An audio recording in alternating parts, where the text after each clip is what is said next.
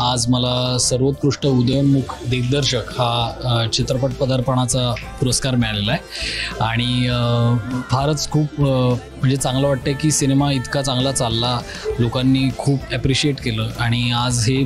सिनेमाला मिळणारं पहिलं बक्षीस आज झी 24 तासच्या या पुरस्कार सोहळ्यात मिळाला, ते पण इतक्या दिग्गजांच्या म्हणजे लाईनीत बसून मी आज हा पुरस्कार घेतला, याचा मला खूप आनंद आहे. आणि खूप काळापूर्वी हे स्वप्न पाहिलं होतं की स्वतःचा पहिला सिनेमा करीन आणि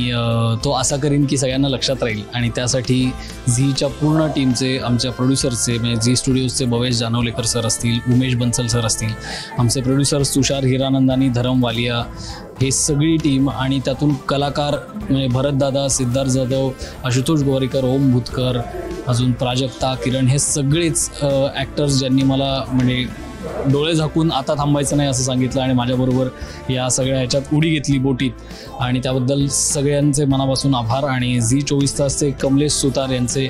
खूपच मनापासून आभार की त्यांनी या सिनेमाची दखल घेऊन त्याला इतका मोठा पुरस्कार दिला. आणि आता हा सिनेमा सगळीकडे लोक जगभरातनं आम्हाला फोन येत आहेत सिनेमाबद्दल, रोज झी5वरती लोक बघतायत आणि प्रतिक्रिया कळवत आहेत.